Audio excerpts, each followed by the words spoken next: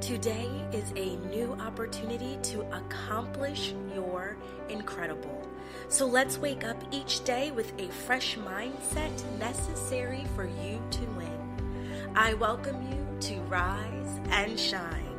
Morning motivation for the girl boss with author, speaker, and founder of the Prestige Society, Nicole Doss. Let's jumpstart your morning now.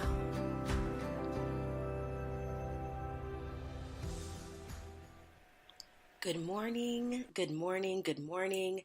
Rise and shine. It's been a minute. I have really spent some time working on other endeavors, launching my new book tribe, and closing out the Prestige Society's membership drive. So your girl's been a little busy. And right now I'm on the West Coast, so although many of you feel like it's 9 a.m. where I am, it is 6 something. So rise and shine. Today we're going to talk about the need to continue to push. And so the word that we're going to use, and it may not make sense at first, but I'm going to explain to you why we're going to use this word, it's 2 words, and it's goal digger. Goal digger. So actually it's not a verb, it's a noun. So excuse me because it's 6 something and my coffee is not all the way set in. So why are we using the word goal digger? So my husband's reading this book, 3 Feet from Gold. And for those of you out there who have ever read Think and Grow Rich, you are familiar with this particular story of the miner who was 3 feet from gold.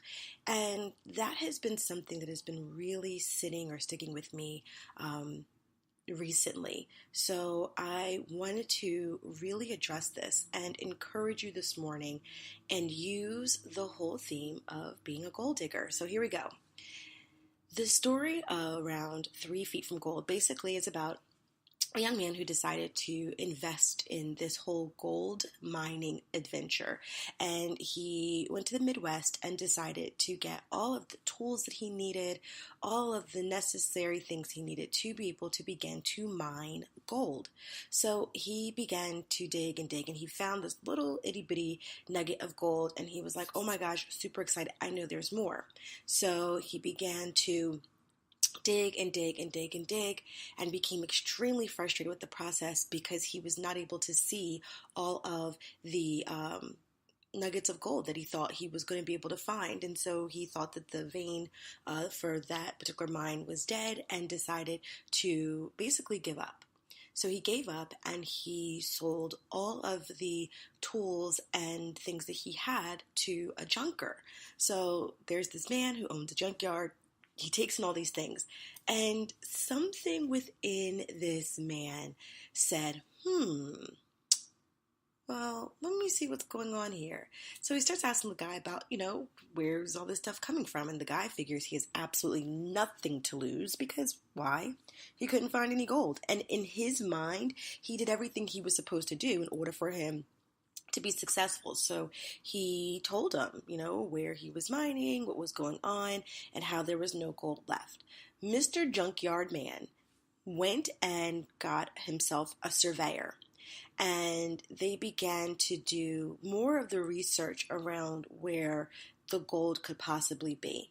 The end result was that literally the first guy stopped short.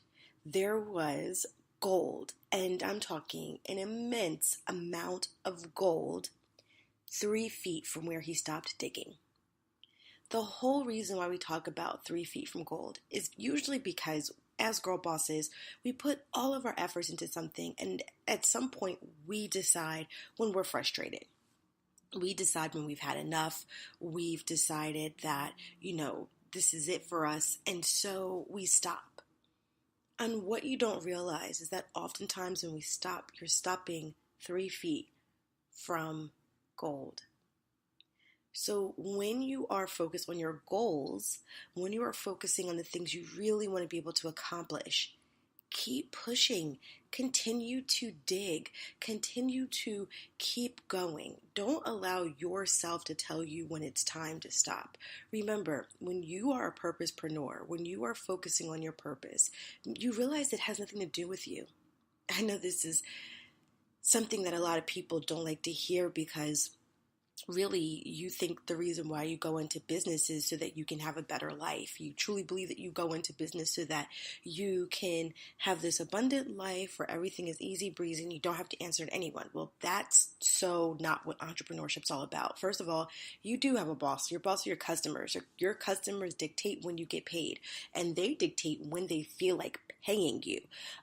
They dictate if they even like your stuff. They dictate whether or not they even think you are of value enough for them to spend their money on you. So not like that 9 to 5 you have, where regardless of what you do, you get paid every 2 weeks.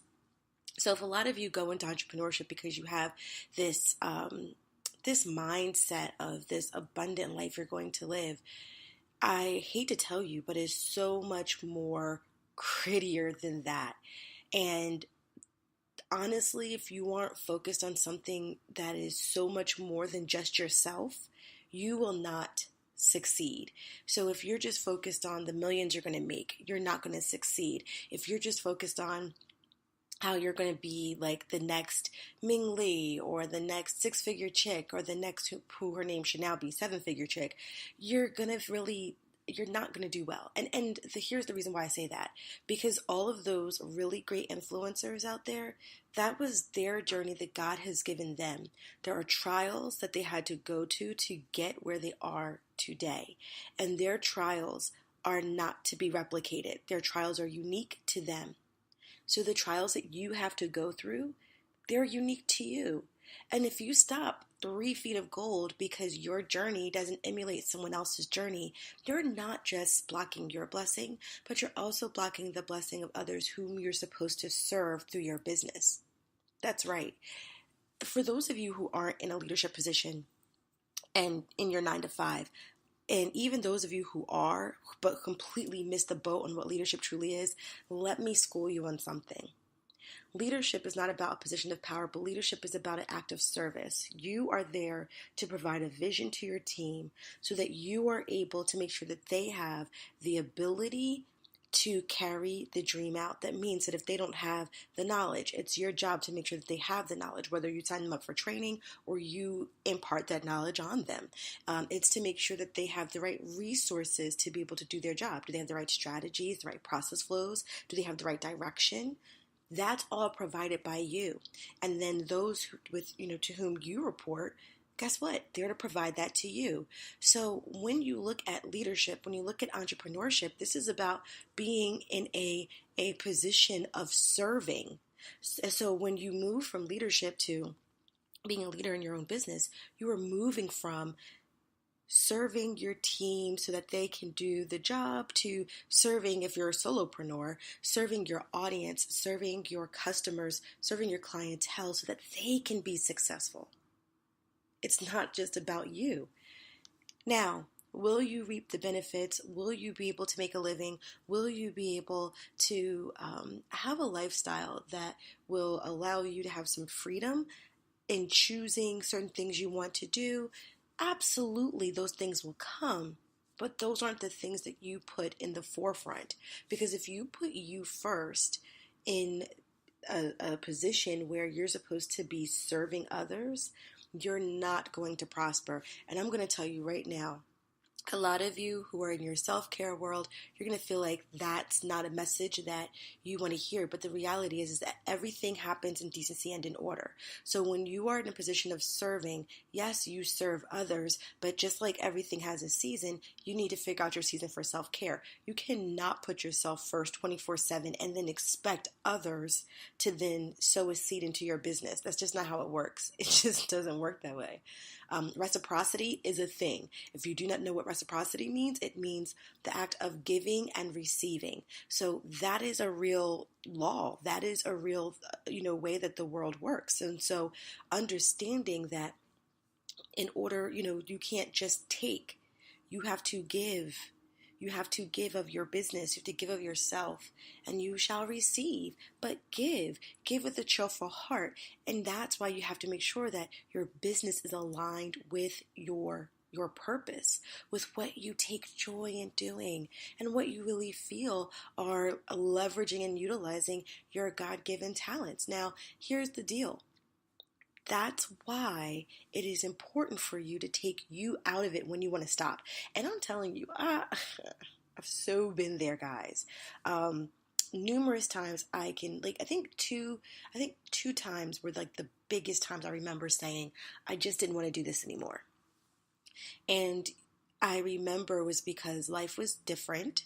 I had just had a child and I could not imagine doing everything that I was doing and being a mom. I felt like I was losing my mind, and I held a meeting and said I was no longer doing this anymore with my founding members of Prestige. And let me tell you, just as quick as I said I wasn't doing it anymore, I met a young lady who asked me what did I do, and I didn't tell her about my 9 to 5. I actually told her about Prestige, and I have no reason why I told her about Prestige, but she was the catalyst to me rebranding and remarketing the Prestige Society. She was the one that wanted to help me because of what I told her, and completely rebranding, going from Prestige Network to Prestige Society. So although I thought I was stopping, not only did I continue Prestige, but I completely changed the platform and literally went from 0 to 100 with a baby, with that 9 to 5, with my 12-year-old, with my husband, all the things that I thought were barriers that were going to keep me from not being able to do what I really wanted to do. It's because I thought I wanted to stop, but I was 3 feet from gold. Do you know that if that night I would have stopped, I would have never changed the name to the Prestige Society. I would have never taken it to be a network that was a virtual community. I would have never had pink chapters. I probably would have never even written a book. The book wasn't written then. Rock Your Life wasn't written then. Definitely wouldn't have written Tribe. Definitely wouldn't have created 2 different planners.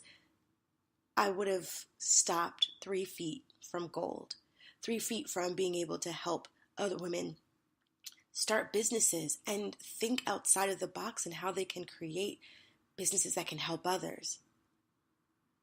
That's crazy to me. And when you stop, think about what you are blocking for others. Think about all that you will no longer, the possibilities you'll no longer be able to explore because you've decided that's enough. So how do we make sure that we are not prematurely stopping 3 feet from gold? So the first thing I'm going to ask that you do is you pray. Pray for discernment on some of the decisions that you're making around your business.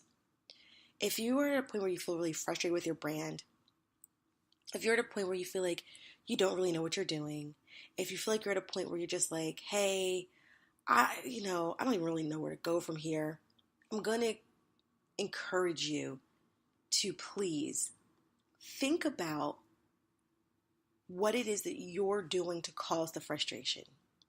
Are you veering off too far off left from what you are really supposed to be focusing on? Are you taking on too much without the proper resources and the proper team to help you? Whatever the case may be, I want you to think about what you may be doing and then pray for discernment around those things that you need to stop and the things that you need to continue. So don't stop your business altogether. There just might be aspects of it that you may need to stop. Once you pray for discernment, pray for direction. So here's the difference between the two. So discernment's going to tell you when things are right or wrong. They're going to tell you when opportunities are for you and when they're not. And it's usually just a feeling in your stomach where you're just like, it's not really for me. So pray for discernment. But once you pray for discernment, you need to pray for direction. And the reason why you need to pray for direction is because you need to understand where you need to go. What do you need to do? And without direction, you aren't really sure what steps to follow. So you want to pray for discernment, 1, 2, pray for direction. And then you know what the third thing is going to do, because I am all about that one thing. And what is that? Execution. Stop dragging your feet. Time is of the essence. I will say this until I am no longer on this earth. You are given a precious resource the minute you open your eyes in the morning. And that resource is time. And it is so precious. and so rare and so unique because you cannot purchase more of this resource. You can't barter this resource with your friend over there and say, hey, I'll give you $2 million if you give me 3 years of your time. Like, what? No, that's not how it works, boo. What you get is what you get. Your time on here has been predetermined, predestined, preordained. That's just what it is. And guess what? At the end of the day, when it's done, it's done. And when it's over, can you say that you have spent your time well, pouring into others, making a difference, discerning what it is that you're really supposed to do with your time here, and then being obedient and taking the steps to move you forward? Or will you look back and say, I spent every day of my life overanalyzing what it is I'm supposed to do and never having the courage nor the faith to actually take the steps that I need to in order for me to pour into others and to bless others? So I hope today is your first day, if you're the person that's usually dragging your feet, that you can actually say, I'm going to execute. So remember, number one, when you are in this space of being a goal digger, you're going to ask for discernment, because what it is that you don't want to stop 3 feet from gold. You want to keep going, but if you're feeling frustrated about something, ask for discernment. When you're in discernment phase, do not stay there too long. Ask for discernment and then move on to the next thing. What's the next thing? Ask for direction. Once you're done asking for direction and you feel like you're getting these ideas of where to go next, execute. Do not waste a second of your time in analysis paralysis. Why? Because you already prayed for discernment, which is going to let you know whether things are right or wrong for you. 2, you asked for direction, and so once you feel like you've been given that direction, then go for it, because there's nothing else for you to pray for. But you're going to pray for more signs and more things to really confirm that that's right? Where's your exercise of faith? You're not gonna. You have to exercise faith. You prayed for discernment, you prayed for direction, and now it's time for you to get into action. All right, guys. I hope this helps you on this wonderful Monday morning. Have an awesome day. Bye.